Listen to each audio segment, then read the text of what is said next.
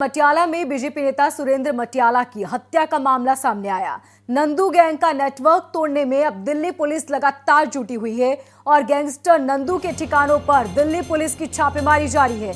Delhi NCR में 23 ठिकानों पर छापेमारी हुई, जिसमें छावला, बाबा हरिदास नगर, झज्जर, सोनीपत में ये छापेमारी हुई और सुबह 4 बजे से ये छापेमारी यूं ही जारी है।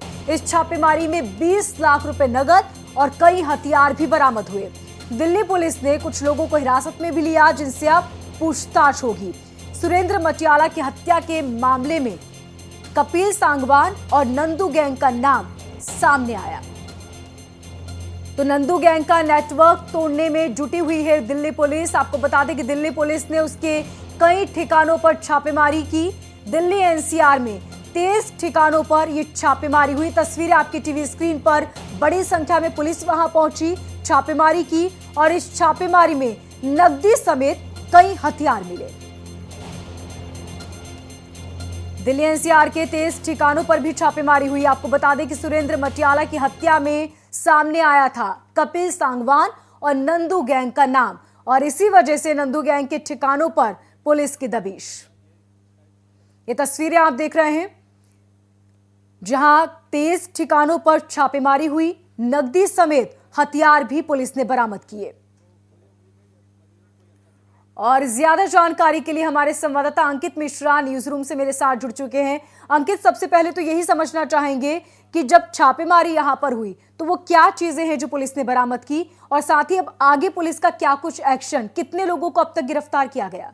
देखिए, साफ तौर पर 300 पुलिसकर्मियों यानी जाबाज पुलिसकर्मियों ने 23 से ज़्यादा लोकेशंस पर यह छापेमारी की है। ताबड़तोड़ छापेमारी हो रही है और साफ तौर पर पकड़ने की कोशिश है वो तमाम सबूत जो लगातार इस गैंग से जुड़े हुए हैं, जिसका नाम नंदू है, कपिल सांगवान बेसिकली इसका नाम है, और लगातार ये अपराध के सिलसिलों में न केवल दिल्ली बल्कि दिल्ली एनसीआर में कई सालों से एक्टिव रहा है। पेरोल पर बाहर है और इस समय यूनाइटेड नेशन से बैठ करके यानी यूनाइटेड किंगडम से बैठ करके लगातार अपने तंत्र को मजबूत करता रहा है और इसीलिए जेल में बैठे हुए तमाम अपने गुर्गों को भी मदद पहुंचाता रहा है, जिस वजह से छापेमारी हो रही है। 300 से ज्यादा पुलिसकर्मी इस पूरे छापेमारी में शामिल हैं। बड़े स्तर पर दिल्ली पुलिस की यह छापेमारी है यानी कार्यवाही है और इसमें साफ तौर पर 20 लाख से ज्यादा कैश बरामद हुआ है और न केवल इतना बल्कि ड्रग्स, असलहा, बारूद भी इसमें बरामद किए गए हैं।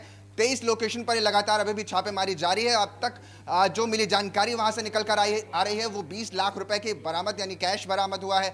इसके अलावा असलहा, बारूद भी बरामद किया गया और साफ तौर पर पकड़ने की कोशिश है, क्योंकि इससे पहले भी कई मामलों में इस पर केस दर्ज है। न केवल हत्या का मामला हो या अपहरण का मामला हो, कई मामलों में इस पर अपने इलाके में केस दर्ज है।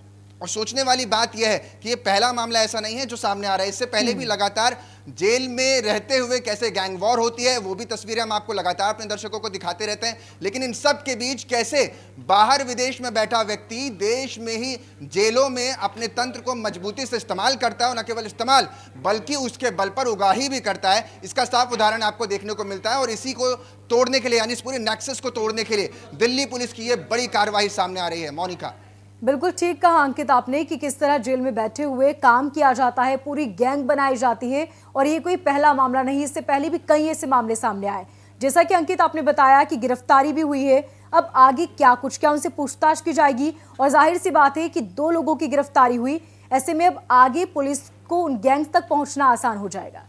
देखिए, साफ तौर पर गिरफ्तारी को लेकर के ये है कि वो कोशिश ये है कि जो यूके में बैठा हुआ है, क्योंकि जो विदेश चला जाता है उसको लेकर के एक संधि होती है 2 देश के बीचों में, उस संधि के अकॉर्डिंग ही उसको यहाँ पर प्रत्यर्पण किया जा सकता है। तो ऐसे में अगर उस गैंग के सरगना को पकड़ना है तो सबसे पहले दिल्ली पुलिस ही नहीं बल्कि नेशनल लेवल पर इसको लेकर के जाना पड़ेगा और यहाँ से गृह मंत्रालय, दूसरे देश के गृह मंत्रालय से संपर्क साधेगा, तभी वो व्यक्ति वापस देश लाया जा पाएगा। लेकिन इन सब के बीच जो नेक्सस तोड़ने की कोशिश है, जिस तरीके से मटियाला में बीजेपी नेता की हत्या की गई थी, सरेआम हत्या की गई थी, उसके बाद से कोशिश इन लोगों की यह भी रहती है कि अपना जो प्रभाव है वो उस इलाके में दिखा सके जिसके बल पर उगाही कर सकें। तो उस उगाही के तंत्र को तोड़ना है और इसी में दिल्ली पुलिस की यह कार्रवाई अभी भी लगातार जारी है।